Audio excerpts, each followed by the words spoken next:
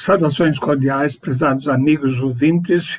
Meu nome é Peter Undro e queremos começar agora uma sequência de estudos intitulados A Perseguição, ou Perseguidos, mas não desamparados.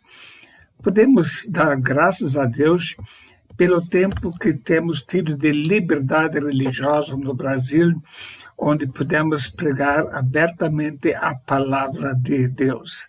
Porém, não devemos pensar que isso vai continuar para sempre. Existe uma série de dados, evidências, que mostram que o movimento que se opõe à pregação do Evangelho no Brasil está aumentando cada vez mais. Está havendo afirmações abertas de combate à liberdade religiosa no Brasil, e alguém até disse que todos os evangélicos deviam ser queimados no fogo. E realmente a Bíblia nos mostra que isso vai acontecer. Eu tenho trabalhado durante anos na obra missionária Voz da Paz, ajudando o trabalho das igrejas perseguidas na ex-União Soviética. Tive a oportunidade de viajar para lá no tempo da perseguição, ainda antes da perestroika. Depois da perestroika também estive várias vezes nos países da antiga União Soviética. Conheço a história dos cristãos perseguidos, aprendi muita coisa com eles. Precisei fugir da polícia também numa ocasião. Então tenho alguma experiência na área de trabalho com pessoas perseguidas. E por isso eu creio que é muito importante que pessoas que não têm essa experiência possam aprender alguma coisa sobre como se conduzir em situações onde o Evangelho está sendo perseguido, onde os cristãos estão sendo perseguidos pelas pessoas que não aceitam a palavra de Deus. A Bíblia diz: e de todos sereis odiados por causa do meu nome. Lucas 21, verso 17. Aqui ele está falando para cristãos sobre os tempos finais, e Jesus mostra: vocês vão ser odiados. Então precisamos contar que essa profecia vai se cumprir. Em Atos 14, 22, nós lemos: confirmando os ânimos dos discípulos, exortando-os a permanecer na fé, pois que por muitas tribulações nos importa entrar no reino de Deus. Então não podemos esperar uma vida calma e tranquila como temos tido durante muitos anos agora. Pelo contrário, precisamos contar com o fato de que seremos odiados e muitas pessoas vão ser mortas por causa da sua fé. Existem diferentes motivações para a perseguição. Podemos distinguir de uma forma geral 3 movimentos que têm perseguido os cristãos. Em primeiro lugar, o ateísmo dentro dos países comunistas. O ateísmo ensina que não há Deus. E, na realidade, eles colocam o Estado como sendo Deus. É importante notar que muitos dos perseguidores não odeiam os cristãos, mas eles fazem isso cumprindo ordens superiores. Muitos deles realmente admiram muito os cristãos, mas para não perder privilégios, estão perseguindo os cristãos. Muitos deles se arrependeram depois da perestroika e muitos hoje até estão em igrejas, tendo sido convertidos e batizados. Há pessoas, então, que simplesmente perseguem para obter vantagens, denunciam de uma forma fraudulenta e falsa os cristãos de atos que não cometeram para obter vantagens do governo comunista, então. O segundo grupo de perseguidores é constituído pelo islamismo. O islamismo, ao contrário do comunismo, não afirma que não há Deus, mas eles ensinam que Alá é Deus, existe um só Deus, e todos aqueles que não se curvam a Alá são inimigos de Deus, e, portanto, o seu dever principal é matar cristãos e judeus. Isso significa fazer a vontade de Alá e ganhar recompensas lá no céu. Então, existe uma diferença entre a perseguição do ateísmo e a perseguição do islamismo.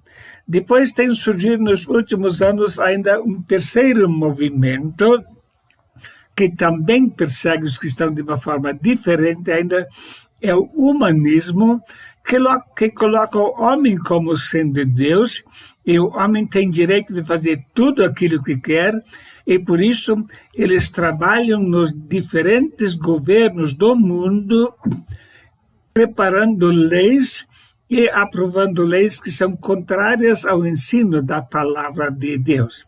E qualquer pessoa que se opõe a essas leis, então, é perseguida pelo fato que não aceita as leis que foram aprovadas pelos governos. E faz parte disso a questão da família, a questão do gênero e assim por diante. Então, são três correntes diferentes ainda que perseguem os cristãos. Mas como é que nós devemos, então, reagir diante desta realidade? Como podemos definir perseguição aos cristãos nos tempos finais? A Bíblia fala em 2 Tessalonicenses, capítulo 2, verso 4, o qual, o anticristo, se opõe e se levanta contra tudo que se chama Deus ou se adora, de sorte que se assentará como Deus no templo de Deus, crendo parecer Deus. Então, esse é o objetivo final de Satanás, a sua própria promoção e a promoção do anticristo como sendo Deus. Então, todos os movimentos de perseguição vão finalmente convergir com esse objetivo maior. Adoração ao anticristo e adoração ao próprio dragão, Satanás, e para isso pretendem eliminar qualquer tipo de fé em Deus, seja esse Deus qual for. Jesus disse, se a mim me perseguiram, também vos perseguirão a vós. João 15, verso 20.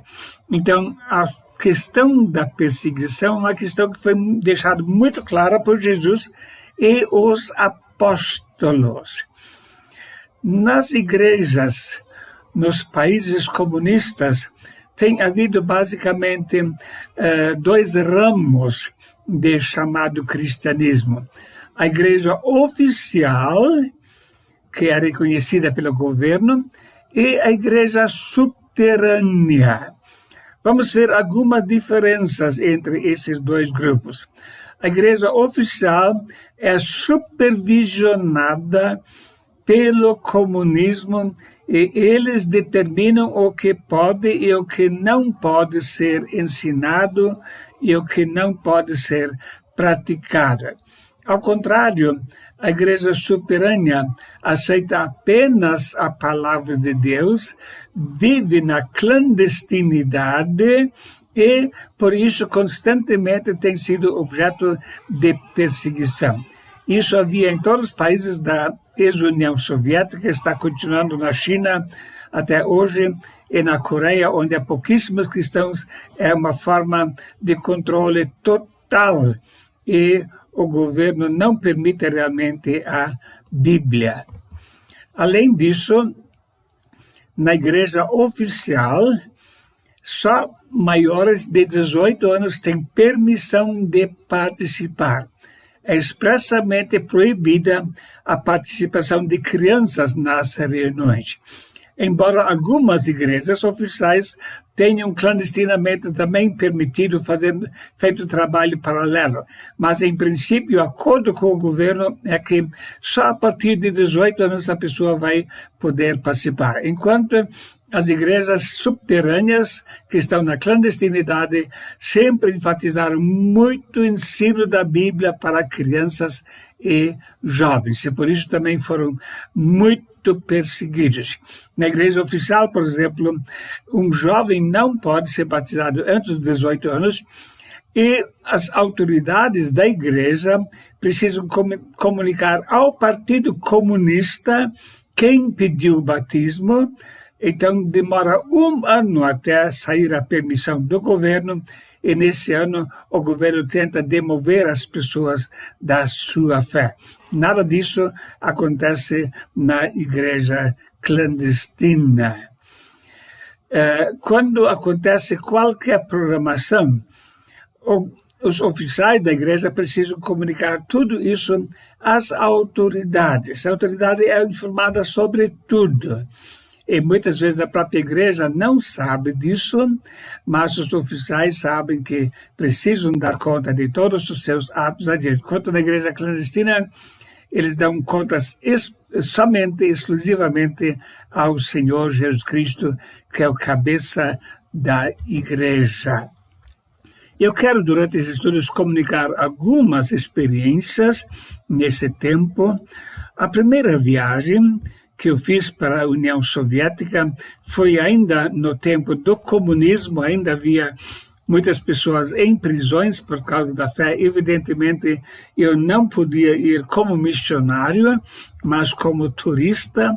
Eles nem queriam permitir que entrasse lá, a não ser fazendo parte de um grupo de turismo, mas consegui finalmente a licença para ir sozinho. Quando ia embarcar no aeroporto na Alemanha, a minha mala de tão cheia de material que estava estourou. Tinha bíblias, folhetos, literatura, instruções sobre funcionamento de impressora, tudo isso era proibido.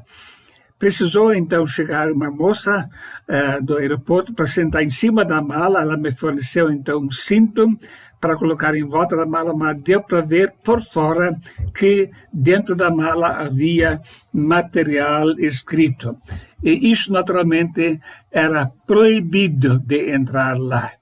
Entrei no avião, sentei ao lado de um senhor que tinha também, como eu, terno preto, gravata preta, mais ou menos a minha aparência. Ele disse: você é pastor? Falei: sim, eu sou missionário. Ele disse: também sou. Você está levando Bíblias? Estou levando. Ele disse: eu estou levando só a minha, porque não tenho coragem nessa minha primeira viagem de levar. Mas ele disse: vou orar por você, para você conseguir entrar lá com esse material. Quando então chegamos em Moscou, na área de verificação da bagagem, tudo é verificado minuciosamente. Havia filas enormes. E o outro pastor estava atrás de mim, e ele já disse: olha, estão abrindo todas as malas, eles vão abrir a sua mala e vão ver o que tem lá dentro. Quando eu cheguei perto, o militar que estava atendendo disse: põe a sua mala na esteira e abre ela e põe os documentos aqui. Quando coloquei a mala na esteira, coloquei os documentos no balcão, soou o alarme no balcão ao lado. Ele olhou e todos olharam para lá e haviam descoberto drogas na mala desse outro turista do Paquistão, e todos se concentraram lá. Esse policial, ele carimbou os meus documentos sem olhar qualquer coisa na mala. Peguei a mala sem abrir, passei para o outro lado. E quando cheguei no outro lado, o policial olhou para o pastor que estava atrás de mim e disse: mas eu já falei para você abrir a mala. E o homem só colocou a mala em cima da esteira e eu pude sair de lá. De lá cheguei então até o hotel, eles que designam onde a gente vai ficar. Eu devia naquela mesma noite ainda fazer contato com uma família. Não sei falar a língua russa. E eles me colocaram num andar, então eu vi que não dava para fechar a porta do quarto onde estava. Eu não devia levar nada, mas eu pensei: vou deixar as coisas aqui, eles vão abrir, vão achar tudo, então fica tudo perdido. Consegui colocar numa sacola, cheguei até a recepcionista embaixo no hotel e perguntei: onde é que a gente pode trocar moeda? Ela disse: já está fechado. Então eu falei: mas eu preciso de moeda para pegar o metrô. Ela mandou esperar até os outros irem embora. Ela me fez sinal de oração, se eu fosse missionário. Mostrei que sim. ela encheu a sua mão de moedas e entregou para mim. Ele já pude ver a direção de Deus. Como Deus sabe controlar as coisas e colocar essa bondade no coração dessa moça. Peguei então um metrô, que não era muito longe, e são comentários metrôs de Moscou, são muito lindos, muito ornamentados. Finalmente cheguei então até a rua Znamenskaya, onde morava aquela família que eu devia visitar. Eu vi que tinha um policial lá na frente, tive que fazer uma volta longa até finalmente ele sair da frente da casa. Quando entrei, dei a senha que os cristãos usam para se identificar. Uma senhora abriu a porta, já fez sinal com a mão que eu não devia falar nada, me levou para dentro, mostrou onde estava o aparelho de escuta colocado pelas autoridades dentro do relógio de luz. Então nós nos comunicamos com uma lousa por um bom tempo na língua inglesa para saber como é que seria então nos próximos dias. E finalmente consegui então, perto da meia-noite, chegar de volta até ao hotel. Essa foi a primeira experiência lá na União Soviética. Eu fiquei pensando, como é que deve ser morar numa casa onde você não pode falar porque tudo que você fala é escutado. A polícia secreta KGB escutava tudo. Não podia falar nada sobre a igreja, qualquer coisa que quisessem conversar era só com giz e louça, e dessa forma nós combinamos também como seriam os próximos dias. Mas eu vi ao mesmo tempo a paz de Deus agindo no coração. E Deus dirigiu toda a viagem, vou contar algumas outras experiências nos próximos estudos ainda, mas o meu objetivo é que com esses estudos consigamos compreender um pouquinho melhor o que significa viver num país onde não existe liberdade de prestar culto a Deus, liberdade de pregação da palavra de Deus. Vamos ver então alguns fatos a esse respeito nos próximos estudos. Como é que são as reuniões numa igreja clandestina? Como acontecem as prisões e o que acontece no julgamento de um cristão? E como é quando agentes secretos se infiltram nas igrejas para denunciar tudo? Quais são os perigos para a vida espiritual de uma família cristã? Como é que vive a família do prisioneiro?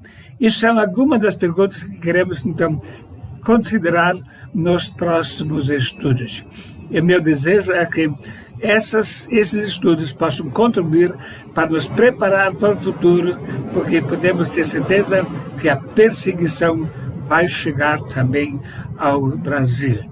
Aguarde o próximo estudo, na próxima semana, e se tiver perguntas ou comentários, por favor, escreva nesse endereço do e-mail e com prazer irei responder, então, às suas perguntas. Que Deus possa abençoar a cada um de vocês e que possamos ser usados por Deus para sua honra e glória. Sempre lembrando, Deus é maior. Deus é maior também do que qualquer perigo que possamos enfrentar. Uma boa tarde.